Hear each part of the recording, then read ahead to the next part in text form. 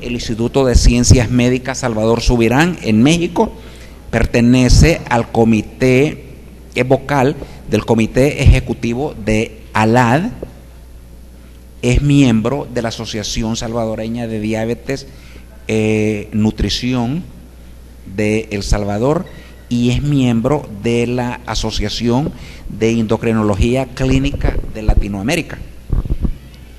Ella viene con los nuevos conocimientos de diabetes y quiero decir que recientemente estuvo en Colombia, en Bogotá, en el Congreso de la ALAD. Muchísimas gracias. Vale.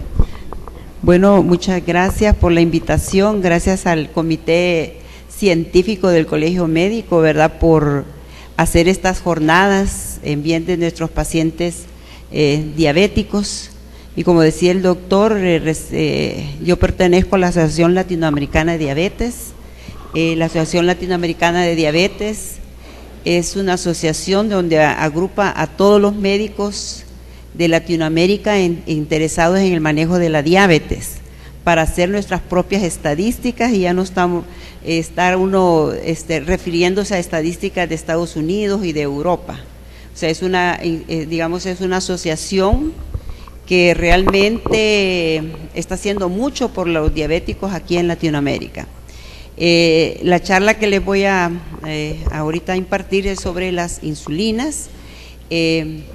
Yo creo de que toda la mañana han estado con charla y han de estar un poquito cansados, pero yo creo que este es un tema muy importante y uno de los objetivos de mi charla es que le quitemos el miedo al uso de la insulina, ¿verdad? Yo creo que eso, por todos los médicos tenemos temor de iniciar la insulina, pero muchas veces porque no conocemos cómo debemos de utilizar las insulinas.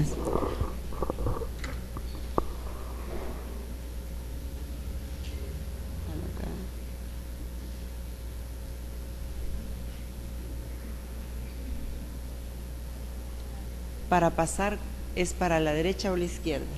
Acá. Bueno. Esta es la agenda que me he propuesto desarrollar con ustedes, ¿verdad? Vamos a hablar un poquito de la historia de la insulina. La insulina fue descubierta, como ustedes saben, en la Escuela de Medicinas lo dicen, en el año 1922. Fueron dos científicos que la descubrieron, fueron Banting y Bess. Ellos incluso recibieron el Premio Nobel de Fisiología por descubrir esta hormona. Este fue uno de los primeros pacientes diabéticos tipo 1 que utilizaron insulina. Vemos acá está el paciente antes de la era de la insulina, y ya cuando se descubrió la insulina fue uno de los primeros pacientes que recibieron la insulina. Por eso se dice que la insulina salva vidas. Antes de entrar en el tema, he querido traer esta gráfica. Yo creo que ya les han hablado toda la mañana sobre la evolución de la diabetes, que la diabetes es una enfermedad que evoluciona, no es estática, que progresa, ¿verdad? Y eso es una de las cosas importantes que hay que decirle al paciente, que no se va a quedar siempre con los medicamentos orales, que probablemente va a progresar a daño ya de la célula pancreática y probablemente va a llegar a necesitar insulina en algún momento de la evolución de la diabetes. Y así vemos que empezamos nosotros en primer lugar con una obesidad, donde tenemos resistencia a la insulinoresistencia, que es las etapas iniciales de la diabetes. Acá tenemos las glucosas de ayuno y postprandiales, normalmente son normales. Después progresamos a trastornos de la glucosa, donde ya vemos nosotros, por ejemplo, que ya hay una elevación de las glucosas postprandiales. La de ayuno todavía está normal, vemos que todavía hay insulinoresistencia. ¿Qué quiere decir esto? Que muchos de los que aquí están sentados probablemente son diabéticos y no se saben. La única forma de detectar la diabetes es haciéndose la glucosa, y no solo la de ayuno, sino la postprandial, porque en las etapas iniciales vemos nosotros que la que se eleva es la glucosa postprandial. Y así llegamos nosotros ya a la diabetes ya establecida, donde vemos nosotros que ya acá vamos a encontrar falla de la célula beta y vamos a tener glucosas de ayuno alterado y glucosas postprandiales. Acá vemos también en este gráfico que desde el inicio de ya que tenemos el problema de la obesidad, vamos a tener glucolipotoxicidad, estado inflamatorio, y ya vamos a ver complicaciones crónicas. Hay muchos pacientes diabéticos de reciente inicio que ya nos llegan con retinopatía, con neuropatía, que quiere decir que estos pacientes han tenido desde hace 10 años alteración en los niveles de glucosa. Por eso es importante la detección temprana y tratamiento temprano. La insulina viene del latín ínsula o isla. Todos sabemos que es una hormona polipeptídica, proteica, hipoglicemiante y anabólica.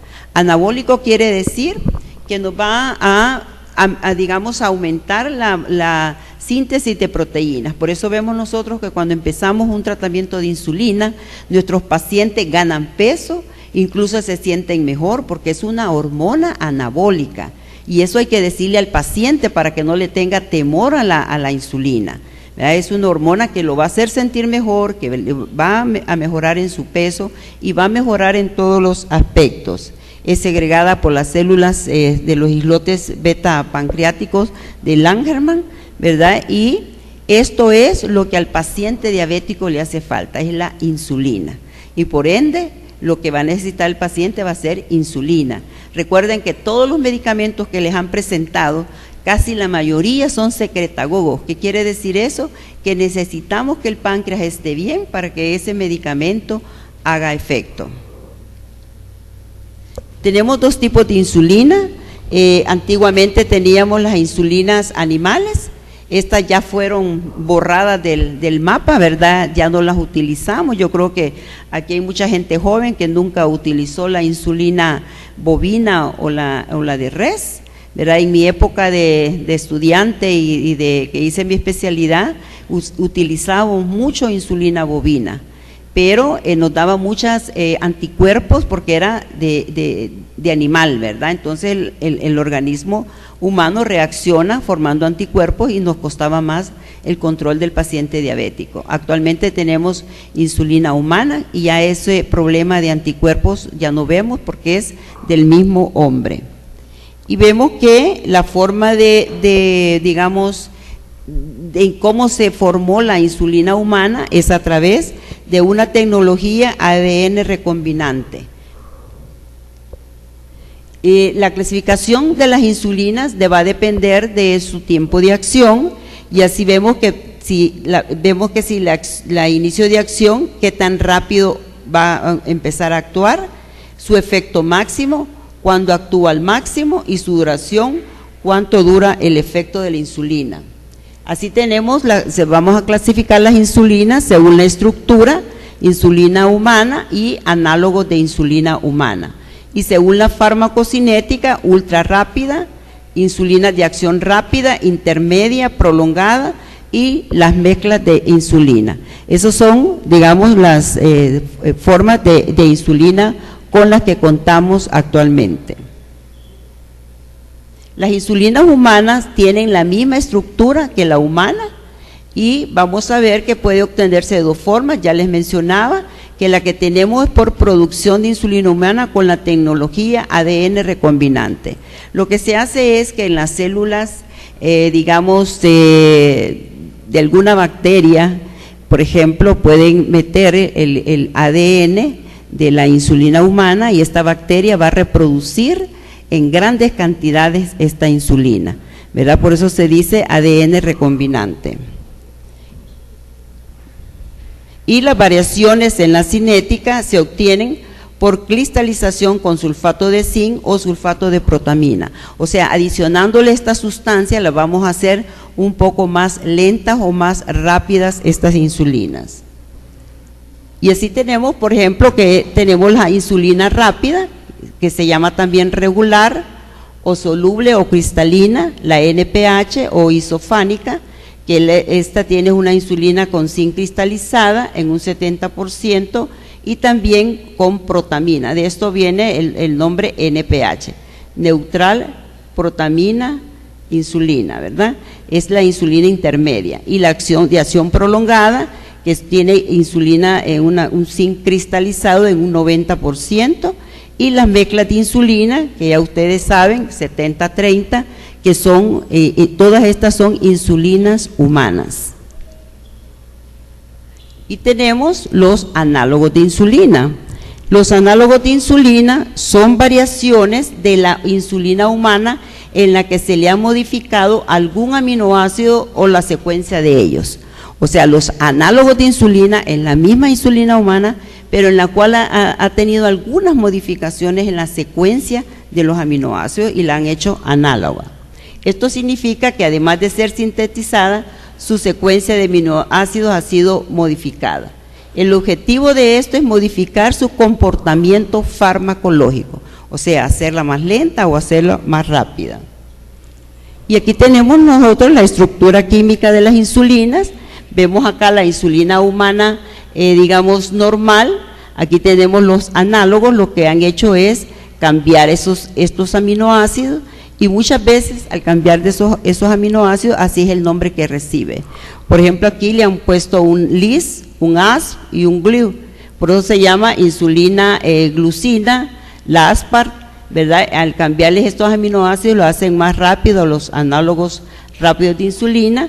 Tenemos, por ejemplo, aquí la glargina y detemir, es el mismo núcleo de nada más que han quitado o algunos aminoácidos o han agregado otros, y de ahí vienen los nombres glargina, detemir.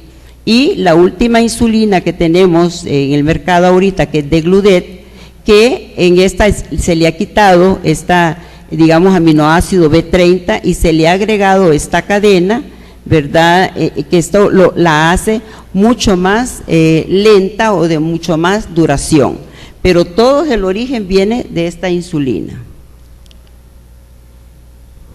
Entonces, los análogos de insulina es una insulina humana modificada en su estructura química para modificar su comportamiento farmacológico. Así tenemos la de acción prolongada, glargina, detemir y Degludec, de acción rápida, Lispro, Aspar y gluglucina. Estas son la Novorapid, la gluglucina y la Aspar, que es la Apidra. Y tenemos las mezclas de los análogos. Tenemos la Novomix 30, la Humalog 7525. Estas son ya insulinas que van mezcladas, una lenta con una rápida. Acá tenemos, por ejemplo, con respecto a las insulinas basales comparadas con ANPH.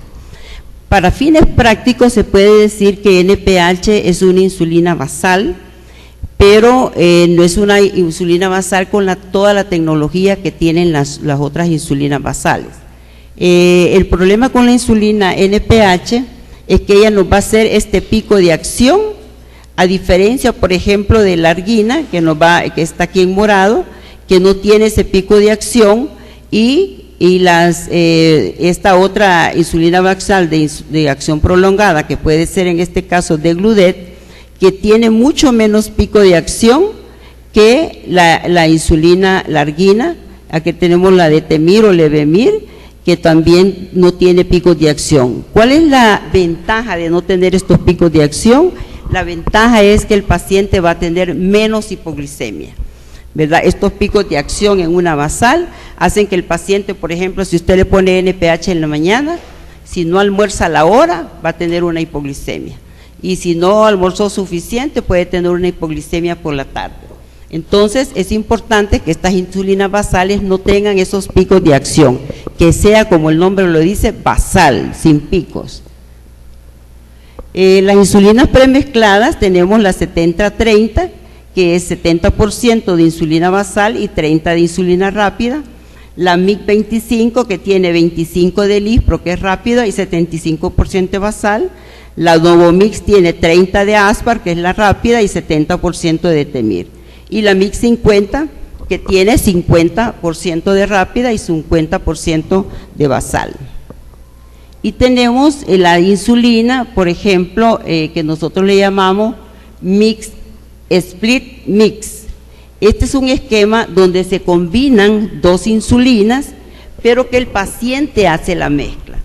Este esquema Split Mix es el que usamos todos en los hospitales del Ministerio de Salud, el Seguro Social, donde el paciente mezcla ambas insulinas, ¿verdad? Le decimos al paciente, le damos los dos frasquitos y usted lo va a mezclar. Una de las desventajas de esto es que el paciente la prepara y pueden haber errores. Se le instruye al paciente que cargue primero la rápida y después la NPH. Yo creo que ustedes, no sé, algunos de ustedes han manejado este tipo de mezclas o le han dicho al paciente, mezcle usted la insulina, porque los, digamos, de los hospitales de nuestros centros de salud, pues no tienen las insulinas mezcladas, ¿verdad? La 70-30 que ahí viene mezclada, pero sí es importante que se le explique bien al paciente cómo va a ser la mezcla, cuál va primero y cuál va después. Recuerden que la que primero tiene que mezclar, la primero que tiene que poner en la jeringa es la rápida y después la insulina NPH, por su forma de absorción. La ventaja de las insulinas basales, a diferencia de NPH, es la ganancia de peso y menor incidencia de hipoglicemia. Este es un estudio a 3 años, ¿verdad? Todos como médicos que manejamos diabéticos nos da miedo que el paciente vaya a tener hipoglicemia. Y por eso han salido nuevas insulinas que nos disminuyen mucho el riesgo de la hipoglicemia y la ganancia de peso. Ustedes que han manejado pacientes diabéticos con insulina, ustedes ven cómo el paciente se va engordando. Y si entre más insulina le pongamos, más se va engordando. Y eso es una de las cosas que uno tiene que evitar, porque ya el paciente ya es gordito y con eso le vamos a aumentar más el peso. Hay que tener pues mucho cuidado en el manejo de la insulina y no dar estos efectos adversos. Siempre el paciente va a engordar con cualquier insulina, pero tenemos que tratar de utilizarlo lo mejor posible y la mejor insulina para que esto no se sobrepase de un peso que ya sea anormal. Acá tenemos los mecanismos, los tiempos de acción. Tenemos la rápida, yo creo que esto ya ustedes lo saben, la Humulin R, la Novolin R, actúa desde media hora a 1 hora, tiene su actividad máxima de 2 a 4 horas, su termina de acción de 6 a 8 horas. La NPH inicia su acción de 1 a 2 horas, el pico lo hace de 6 a 12 horas y su término de acción es 18 a 24 horas. Si ustedes se fijan, los análogos de insulina, vemos por ejemplo Humalog, Novorapid y aquí podría estar también Apidra, inicia su acción a los 20 minutos y a la media hora. Su pico lo hace a las 2 horas y termina a las 4 horas su acción. Por eso es una insulina que se puede poner inmediatamente que el paciente va a comer. No es como la insulina rápida, que tenemos que decirle al paciente que se la ponga media hora antes de las comidas. Con este tipo de insulinas le dice uno al paciente, inyéctese, inmediatamente coma.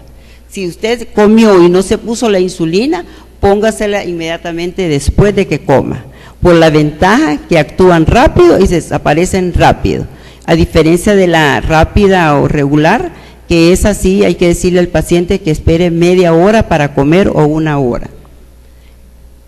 Y tenemos las de acción prolongada, la argina, detemir y degludet, que ellas empiezan su acción, por ejemplo, Lantus y Levemir, empieza a la hora, no tienen pico de acción, por eso no dan hipoglicemia, y termina su acción de 22 a 26 horas, Glargina y detemir de 20 a 26, y degludet, que es Tresiba, que inicia su acción de 6 a 24, el pico lo hace a los 2 días y su duración es de 48 horas.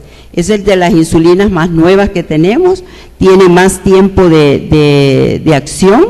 Se decía que esta insulina se iba a poner cada 2 días, pero eso no fue así, ¿verdad? Hemos observado que si el paciente se la pone cada 2 días, no hace lo mismo que si el paciente se le inyecta todos los días, ¿verdad? Eso era una como ventaja, ¿verdad?, comercial que se decía, pero no es así. La insulina de Gludet tiene que ponerse todos los días. La ventaja es que es más flexible. Si el paciente se le olvidó en la noche, se la puede poner en la mañana sin ningún problema y que da menos hipoglicemia. El problema de estas insulinas análogos es que es el costo, ¿verdad? Y eso tenemos que tener en cuenta todos nosotros, cuál es el costo de los medicamentos, cuál es el costo de las insulinas, porque el objetivo no es que mi paciente le voy a recetar lo más caro y no lo va a comprar, sino el objetivo es que el paciente esté controlado con lo que él pueda comprar. O sea que tenemos que aprender a manejar al paciente con cualquier tipo de insulina, ¿verdad? Porque el costo es muy importante, ¿verdad? Para que el paciente cumpla el tratamiento, porque si le dejamos una insulina que vale $20 y va a gastar $40 mensuales, probablemente no va a poder comprarla. Entonces tenemos que saber que si el paciente va a poder comprar una insulina. Entonces, si no puede, pues dejémosle NPH, insulina rápida, o incluso trabajemos con lo que el Ministerio de Salud da y adecuémonos a eso, porque lo importante es que se controle, ¿verdad? Y yo creo que si usamos bien las insulinas no vamos a tener problemas de hipoglicemia. ¿Cuándo y cómo vamos a iniciar la terapia de insulina? Es importante que ustedes saben cómo es la secreción normal de una persona sana con respecto a la insulina. Cada vez que nosotros comemos, hay una secreción de insulina antes de las comidas. Y eso es lo que tenemos nosotros que tratar de imitar fisiológicamente en nuestro paciente diabético. Idealmente sería que el paciente diabético se inyectara antes de cada comida para evitar las hiperglucemias postprandiales. Fíjense que el paciente diabético, lo que sucede es que él no tiene estos picos de insulina en forma fisiológica. Por eso nuestros pacientes están siempre hiperglucémicos después de las comidas. Por eso es importante que no solo tomen glucosa de ayuno, sino las postprandiales. La glicosilada, no se les olvide, es un examen que es caro, vale $20, pero no se lo estamos haciendo al paciente a cada rato. Las inmunoglicosiladas le miden al paciente las glucosas postprandiales y le miden la glucosa de ayuno, ¿verdad? Entonces, actualmente no podemos manejar a un paciente diabético sin medir inmunoglicosilada. Acá tenemos, por ejemplo, esta es la insulina fisiológica. Vemos nosotros que fisiológicamente tendríamos que tener estos picos antes de cada comida. Esto sería la insulina basal ideal, y que sería esta de acá, insulina basal, y las insulinas antes de cada comida, ¿verdad? Esto sería como que nosotros semejáramos un régimen de insulina basal bolus. O sea, basal bolus quiere decir ponerle una insulina basal al paciente y ponerle una insulina antes de cada comida. A eso le llamamos tratamiento basal bolus. Entonces, ¿cuándo vamos a iniciar la insulina? Como lo vamos a iniciar en aquellos pacientes recién diagnosticados, cuando en el momento del diagnóstico la A1C es mayor del 9%. Cuando al momento del diagnóstico el paciente cursa con un estado catabólico con pérdida de peso. Por ejemplo, si nosotros vemos un paciente que nos llegó a la consulta con 250 miligramos, uno puede decir, puedo empezar pastillas, pero si este paciente le ha dicho, mire, he perdido 30 libras de peso, lo ve deshidratado, lo ve hipotenso, lo ve mal, ese paciente, aunque tenga 200, es de insulina. Y una cosa importante que después les voy a mencionar, no es, digamos, porque hay gente que cuando utiliza insulina no quiere quitar la insulina. Si un paciente está descompensado y se compensa, podemos quitarle la insulina y pasarlos a hipoglicemiantes orales. No es que el paciente se va a quedar permanentemente con la insulina, o sea, solamente lo vamos a utilizar en aquellos pacientes que tienen, por ejemplo, ya muchos años de ser diabéticos y que están bien insulinopénicos. A esos probablemente se van a quedar con insulina, pero los de recién diagnóstico que lo vamos a utilizar por la crisis aguda, probablemente ese paciente va a llegar después a utilizar nada más pastillas, o incluso yo he tenido pacientes que los he dejado con dieta y ejercicio después de un tratamiento con insulina. O sea que el tratamiento tampoco va a ser permanente, todo depende de la evolución que esté el paciente con su diabetes. Cuando no se alcanzan las metas del tratamiento, a pesar de usar 1 o 3 agentes orales. Cuando ya tenemos un paciente con doble o triple terapia y el azúcar está alta y la glicosilada está alta, ese paciente es de insulina. Y no retrasemos ese tratamiento, porque si no, lo que estamos haciendo es que el paciente esté más descontrolado y con esto va a tener más complicaciones crónicas de la diabetes. En estados de descompensación aguda. En otras situaciones que vamos a usar insulina es, por ejemplo, en aquellos pacientes que van a ir a cirugía. Los pacientes que van a ir a cirugía, aunque estén con hipoglucemiantes orales, tenemos que pasarlos a insulina. Aunque actualmente hay unos estudios donde están ahorita demostrando que los inhibidores de PP4 pueden ser utilizados durante, digamos, el paciente esté hospitalizado. Pero actualmente pues faltan muchas evidencias para que uno les diga, mire, pueden usar un hipoglicemiante en un paciente hospitalizado. Normalmente lo que se acepta es que todo paciente que esté hospitalizado o por cirugía, ese paciente tiene que estar con insulina.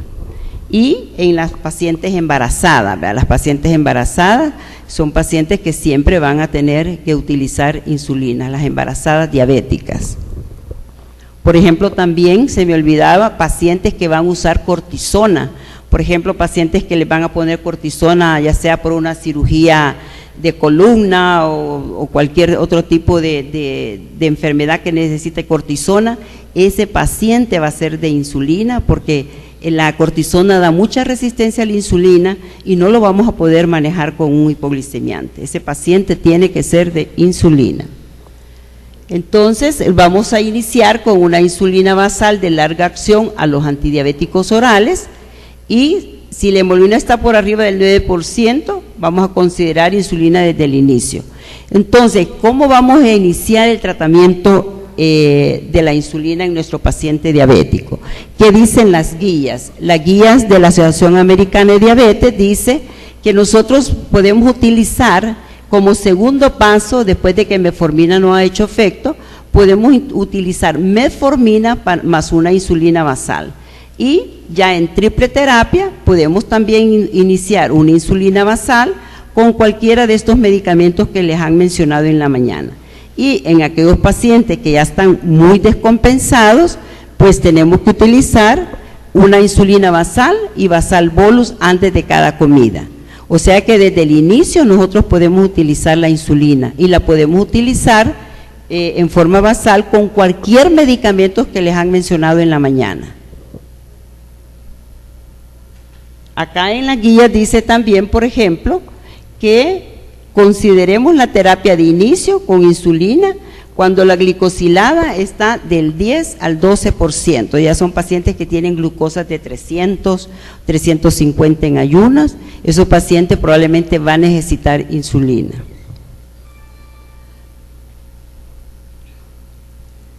Usualmente la terapia de insulina no es iniciada hasta que el nivel de glucosilada es mayor del 9%. Tras varios años de terapia fallida con antidiabéticos orales. Muchas veces nos entretenemos mucho para iniciar la insulina.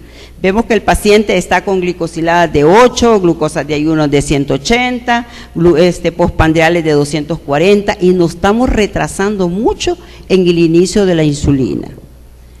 Un estudio recientemente demostró que los médicos tratantes esperaron 9 años antes de iniciar el tratamiento con insulina en pacientes diabéticos tipo 2, ¿verdad? Nos estamos retrasando mucho por el temor, por lo que el paciente va a decir, porque le va a doler, ¿verdad? Entonces yo creo que una de las, digamos, cosas importantes que tenemos que hacer, primero es convencernos nosotros de que el paciente necesita la insulina. Si eso es lo que tiene el paciente diabético, deficiente de insulina, obviamente, entonces en un momento dado tenemos que implementar ese tratamiento.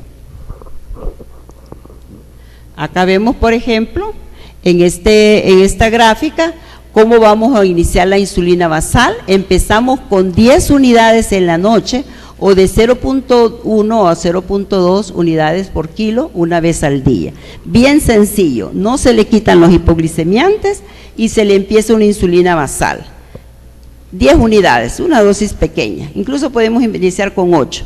Insulina basal no quiere decir de las caras, puede ser NPH, ¿verdad? Pero no quitemos los hipoglicemiantes, porque si le quito los hipoglicemiantes y le pongo solo la basal, el azúcar se va a descontrolar.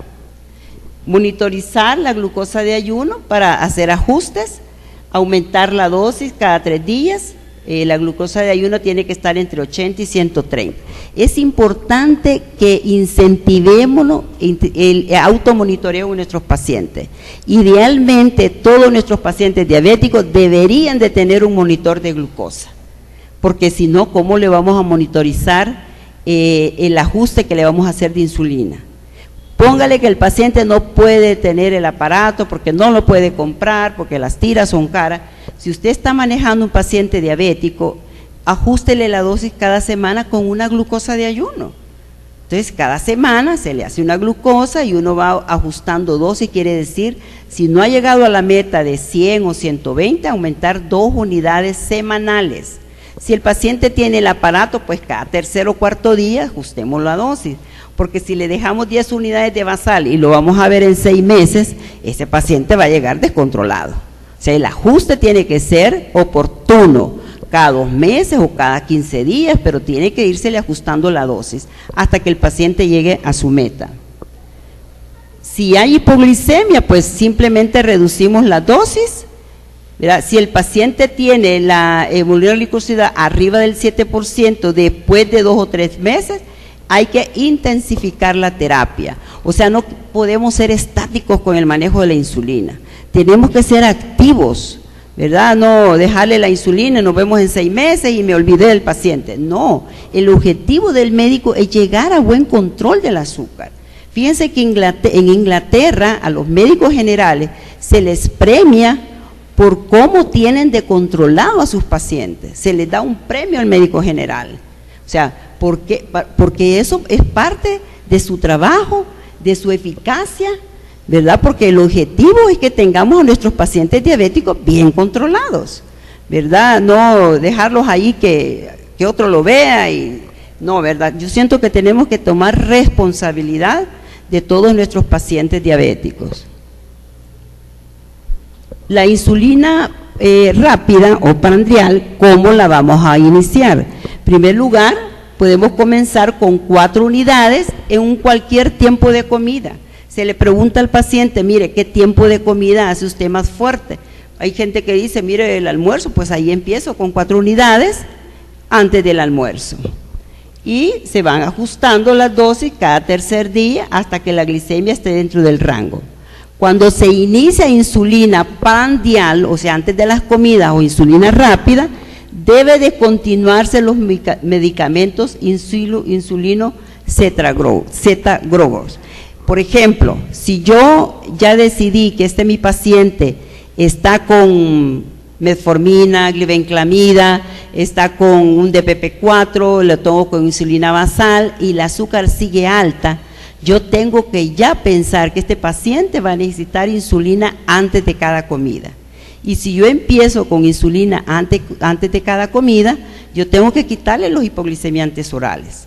¿Por qué? Porque no le están haciendo nada los hipoglicemiantes orales, ¿verdad? Normalmente cuando iniciamos una insulina preprandial tenemos que quitar los hipoglicemiantes. Cuando utilizamos basal o NPH, dejemos los hipoglicemiantes orales. ¿Sí me han entendido eso, verdad? Es bien importante eso. Porque yo he visto muchos médicos que me han, digamos, pacientes que me han llegado a mi consultorio, de médicos de la red de salud, de que llegan con NPH solamente y le digo yo, y los hipoglicemiantes me los quitó el doctor. Eso no está bien. O sea, cuando iniciamos una NPH sola, dejemos los hipoglicemiantes. Si vamos a empezar con intensificación rápida antes de cada comida, quitemos los hipoglicemiantes. Ahora, si vamos a utilizar mezclas NPH más rápida, quitemos también hipoglicemiantes, ¿verdad? Porque si ya decidimos eso, quiere decir que el paciente ya no le está haciendo efecto el medicamento. Pero eso sí, intensifiquemos el tratamiento. Acá está la Asociación Americana de Diabetes. Ellos igualmente recomiendan iniciar con una insulina basal, ¿verdad? Igual, con 10 unidades y ir titulando la dosis. Si el paciente no llega a meta, agregar una inyección de insulina rápida antes de la comida más grande, igual 4 unidades. No es necesario que empecemos con 8, con 4 unidades y de ahí nos vamos subiendo. Y a la par, si no tenemos, si tenemos insulinas premezcladas, por ejemplo, podemos utilizar las 70-30 o las mezclas, media dosis en la mañana, media dosis en la tarde. Y si no llegamos a meta, podemos usar ya la que yo les decía, la basal bolos, ¿verdad? Pero lo importante es la intensificación. Acá está en forma resumida, por ejemplo, iniciar, primero hipoglicemiantes, basal más una dosis de insulina antes de una comida, o las mezclas, y al final pues ya intensificamos. Obviamente esto es más complejo, necesita 3 inyecciones, ¿verdad? El anterior solo necesita 2 y el anterior solo necesita 1. O sea, cada vez se nos va complicando más porque el paciente nos puede protestar por el número de inyecciones, ¿verdad? Entonces, si nosotros lo podemos tratar solo con 2 piquetes, uno en el desayuno y almuerzo y una basal en la noche, serían 3, ¿verdad? Tenemos que ir como evaluando cada paciente en particular para ver a cuál le dejamos 2 dosis y una en la noche o incluso 3 dosis, ¿verdad? Si nosotros convencemos al paciente que eso es lo mejor, el paciente generalmente nos hace caso. Acá tenemos, por ejemplo, que es mejor utilizar insulina con metformina que solo insulina, mejoramos las glicosiladas. Por ejemplo, aquí tenemos una insulina basal con metformina, fíjense acá, teníamos 7.6 solo con insulina, pero al agregarle metformina bajó a 6.5. Esto nos hizo que el paciente no ganara tanto peso. O sea que si mezclamos metformina con insulina, probablemente vamos a tener menos ganancia de peso, que es lo que queremos en nuestro paciente. Acá tenemos que nosotros vemos que estamos retrasando el uso de la insulina. A veces tenemos a los pacientes con un hipoglicemiante 2 y hasta 3, y hasta los 7 o 8 años estamos iniciando la insulina, ¿verdad? Es importante que seamos más activos y que no le tengamos miedo a la insulina. Acá tenemos que el inicio precoz de la insulinoterapia en diabéticos tipo 2, hay un porcentaje importante de remisión. Cuando ustedes controlan al paciente, le quitan la glucotoxicidad al páncreas y el páncreas va a funcionar mejor. Este estudio que nos dijo que aquellos pacientes que estaban con bomba de infusión, hubo una remisión al año del 51% en la diabetes, y los pacientes que tenían múltiples dosis de insulina remitieron un 45%. En cambio, los que tenían hipoglicemiantes orales remitió un 27%. O sea que hasta los vamos a beneficiar a nuestros pacientes si al inicio del diagnóstico está descontrolado, usamos insulina, estos pacientes pueden remitir por un tiempo de su problema de la diabetes. La falla secundaria, ¿verdad? Se dice que un medicamento oral, hipoglicemiante oral, falla cuando ya, a pesar de dar dosis máximas y que haya ausencia de factores coincidentes, ya el paciente no se controla y necesita insulina. Eso se llama falla secundaria a los medicamentos. Pero esto no es más que la historia natural de la enfermedad. Hay que decirle al paciente, mire, don fulanito, usted en algún momento de su vida va a necesitar insulina, porque su problema es que su páncreas está deficiente de insulina. Ahorita el medicamento que le doy lo que está haciendo es haciendo que el páncreas trabaje más secretando insulina. El único medicamento que no es secretagogo son los GLT2, son los que actúan a nivel del riñón. Pero de ahí toditos, su función es en el páncreas. ¿Qué quiere decir? Que en un momento dado, si ya el páncreas ya hay falla de las células pancreáticas, pues el paciente va a necesitar lo que siempre ha necesitado, que es insulina. Acá tenemos, esto ya se lo mencionó el doctor Alvarado, la glicosilada, ¿verdad? Entre más baja veamos la glicosilada, la contribución más es postprandial. Entre más alta es la glicosilada, la contribución es glucosa de ayuno. Es importante que se familiaricen con la hemoglobina glicosilada, ¿verdad? No pueden manejar a un paciente diabético actualmente sin hemoglobina glicosilada, por favor, y hay que educar al paciente, hay que decirle que es cara, que se la vamos a hacer cada 3 meses, porque el paciente está acostumbrado a gastar $2 o 4 con la glucosa y la glicosilada, no me la hice porque es muy cara, doctora.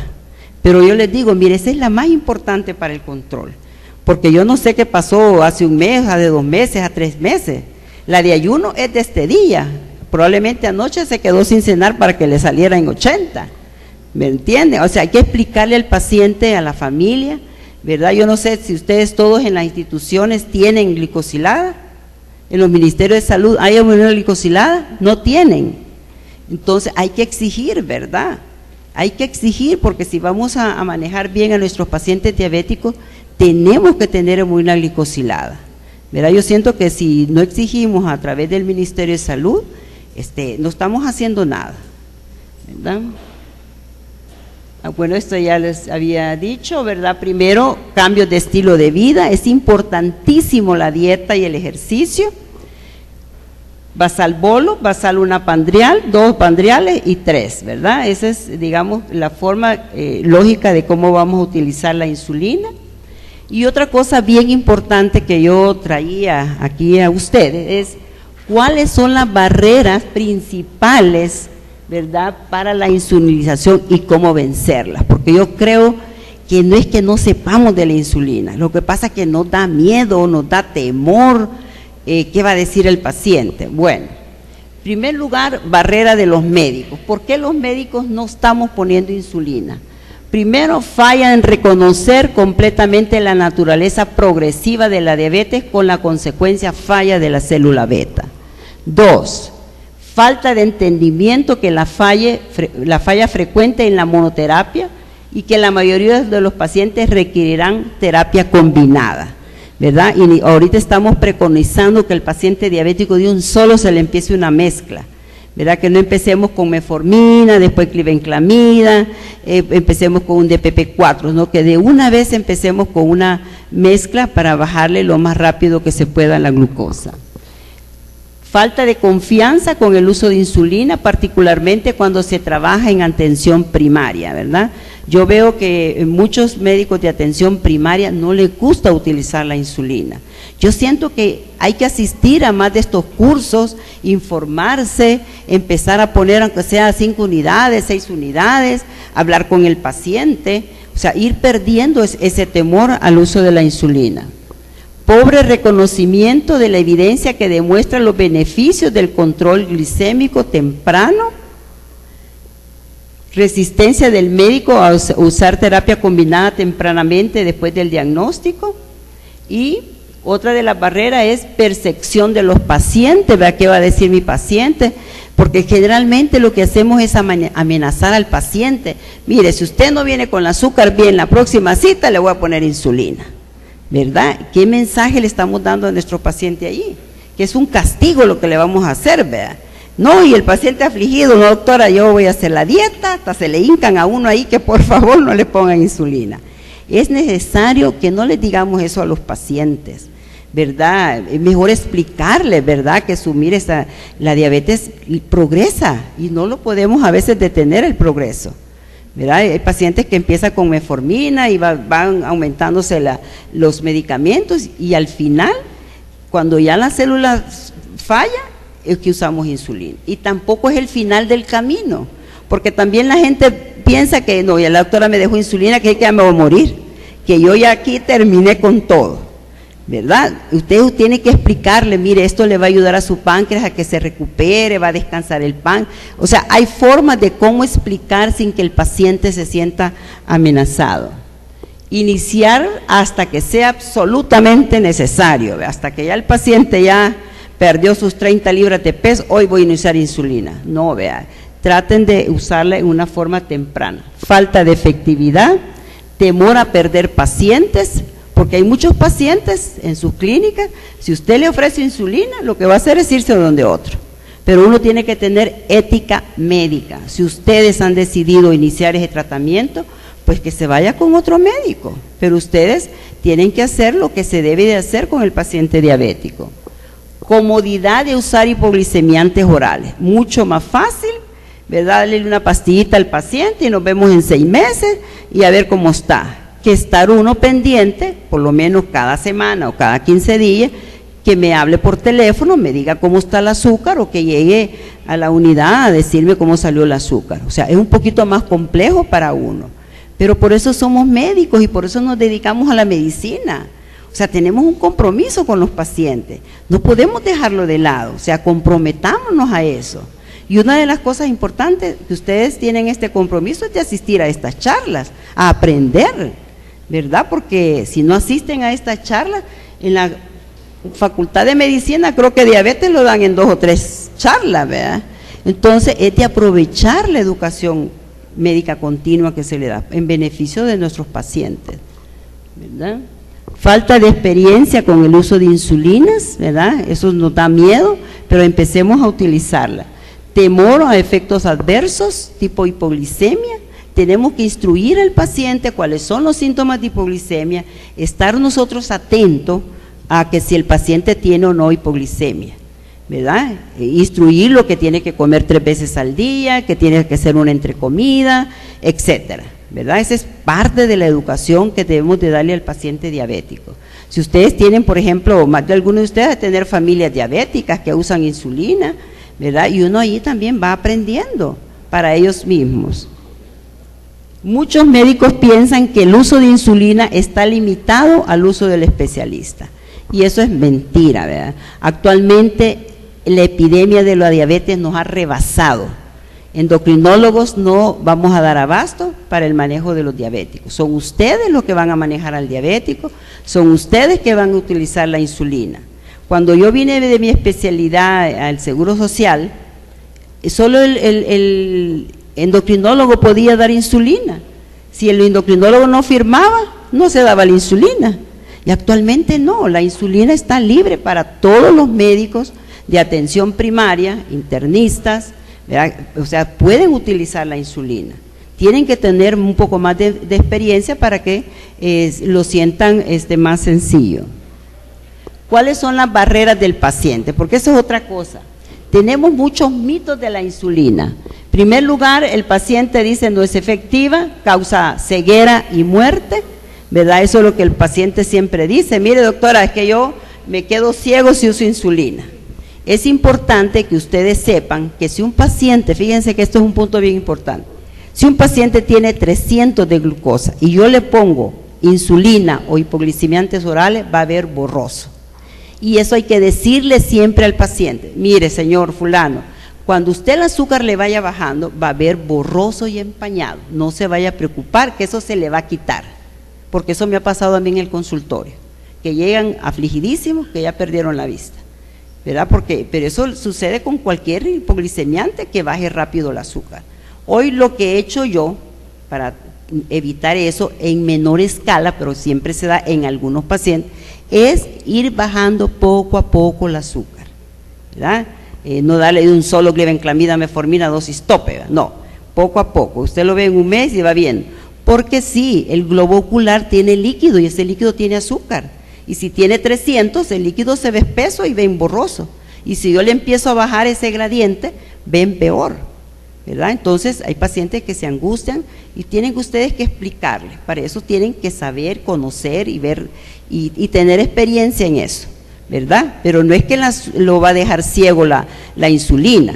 Sí, lo que lo va a dejar ciego es el mal control del azúcar, ¿verdad? Lastimosamente hay mucha gente que ya tiene retinopatía y en ese momento se le puso la insulina y el paciente cree que es la insulina lo que lo ha dejado ciego y no es eso, es el mismo descontrol del azúcar. La administración difícil y dolorosa, ¿verdad? todos le tenemos miedo a las inyecciones, a que nos saquen sangre, a que nos pullen y todo. Pero yo siento de que actualmente con las insulinas basales el paciente acepta más la insulina, ¿verdad? Porque es plumita, no tienen que andar con el frasquito de insulina en una bolsita con hielo, en un termito cuando salen de viaje, ¿verdad? Entonces, si uno le enseña en la clínica al paciente, mire, esta es la insulina que usted se va a poner, el paciente la acepta, ¿verdad? Lo que a veces no quiere aceptar es la jeringa, la gran agujota, ¿verdad? Y andar ahí inyectándose mañana y tarde. El problema de estas insulinas es el costo, que son caras, no están al alcance de toda la gente. Entonces uno tiene que ver qué jeringa va a usar, que la agujita sea chiquita, ¿verdad? Darle los sitios donde menos duele. ¿Dónde creen ustedes que menos duele la insulina? ¿En el abdomen o en las piernas? En el abdomen hay gente que siente menos sensibilidad, ¿verdad? Las piernas arde y duele. Por ejemplo, si la insulina está helada, si la sacan de la refri va a arder más. Entonces lo que se le dice al paciente, mire, saque la insulina un ratito, principalmente la NPH, déjela una media hora antes fuera y se la inyecta. Porque si se la ponen helada le va a arder más, ¿verdad? Todos esos detallitos, si usted le va explicando al paciente, el paciente se siente como que a usted le interesa lo que a él le pasa, ¿verdad? Y yo siento que el paciente, cualquiera de nosotros que fuera paciente, le gustaría que el médico se interesara en todos los detalles, ¿verdad? Pero para eso ustedes tienen que saberlos. La otra cosa importante, temor a las hipoglicemias, ¿verdad? Por eso empezamos con una dosis pequeñita, instruyamos al paciente que tiene que hacer sus 3 tiempos de comida, como normalmente deberíamos de hacerlo todos. Restricciones para las actividades del paciente, por ejemplo, si van a Guatemala, van a San Miguel, tienen que andar la bolsita con hielo. Actualmente con las basales ya no hay ese problema porque no necesitan refrigeración. Yo, por ejemplo, he tenido pacientes que usan la insulina del Seguro Social, pero si van de viaje, yo les digo, cómprese una basal y se la lleva a Guatemala y después regrese a la insulina que le da el seguro. ¿Me entienden? O sea, hay que facilitarles la vida a los pacientes diabéticos.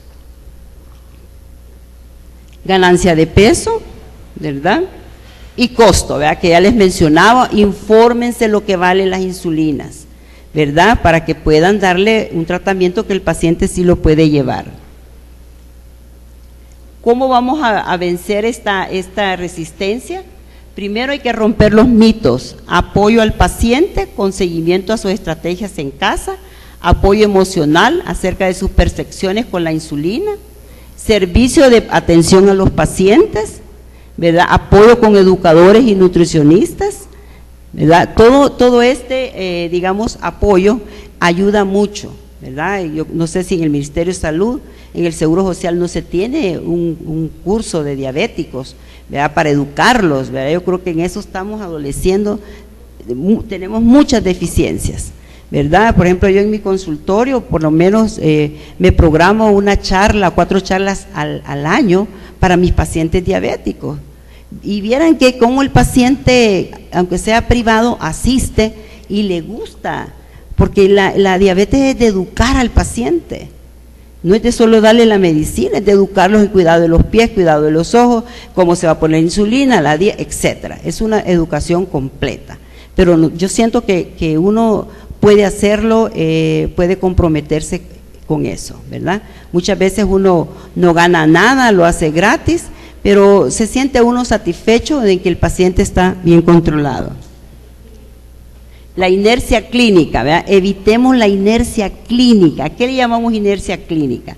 Es el fallo de los proveedores de salud de iniciar o intensificar una determinada terapia cuando está indicada, ¿verdad? No seamos inertes, seamos activos, ¿verdad? La diabetes es un problema serio, es una epidemia de la diabetes, ¿verdad? Y yo creo que si aquí en El Salvador el 12% de la población salvadoreña es diabética, imagínense dentro de unos años cuántos diabéticos no vamos a tener. Acá está la forma de cómo se usa la insulina, aquí tenemos la jeringuita, ¿verdad? Esta es una insulina basal, y aquí tenemos las insulinas basales que yo les decía que son de más fácil aceptación para el paciente, lo único que el costo es un poco alto. A diferencia de los viales, ¿verdad? Los viales son muy baratos, pero hay que instruirle al paciente con jeringuitas que tengan agujitas pequeñas, que no duelen mucho. Raramente los pacientes son propiamente instruidos en técnicas de inyección, ni por médicos de atención primaria, ni por especialistas. El tiempo para hacerles es un problema y no hemos tenido guías.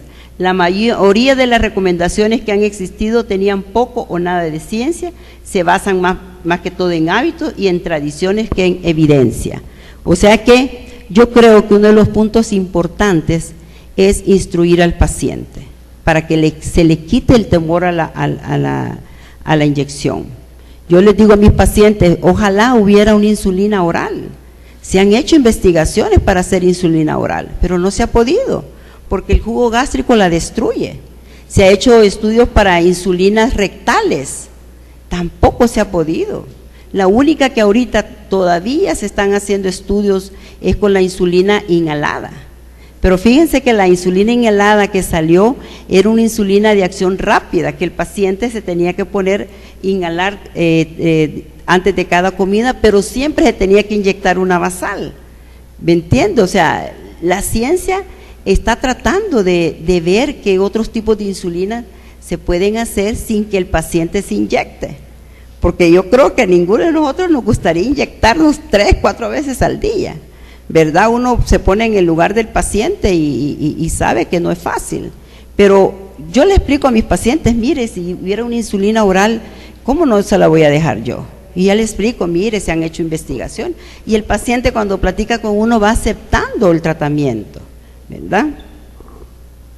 La mayoría de nuestro tiempo, que es poco, los que manejamos diabetes, lo utilizamos en la educación al paciente a cómo, la dosis que va a usar, la habilidad del paciente para medir sus unidades, cómo y cuándo usar insulina. Nosotros, si de casualidad comentamos las técnicas de inyección, es usualmente sobre rotación y no realmente toda la técnica requerida, ¿verdad? Al paciente le explicamos, mire, rote la insulina, no se la ponga en un mismo sitio, si es en el abdomen, haga una rueda, los brazos, las piernas, etcétera.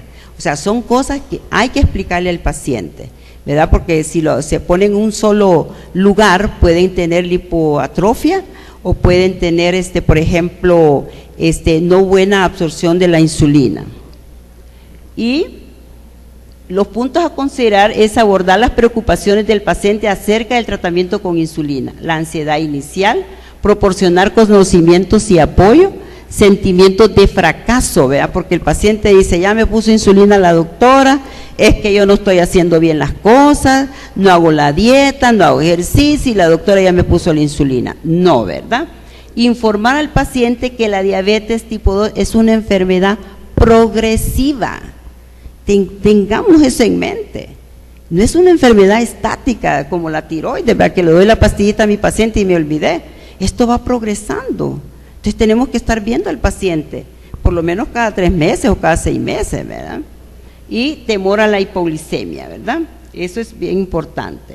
Conclusión: la insulinización oportuna y agresiva para el control glucémico disminuye las complicaciones micro y macrovasculares.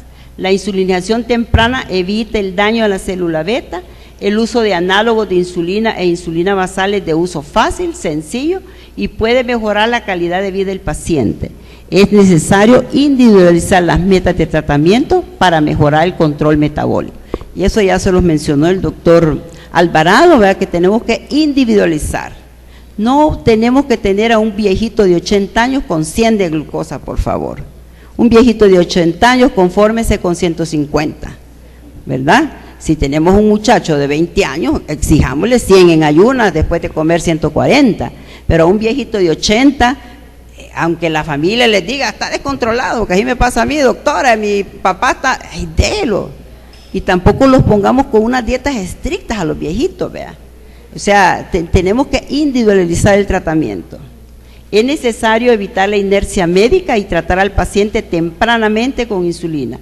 Hay que romper los mitos sobre la insulinoterapia y fomentar el automonitoreo. Esto es bien importante, ¿verdad? Y muchas gracias por su atención. Espero que haya sido de provecho.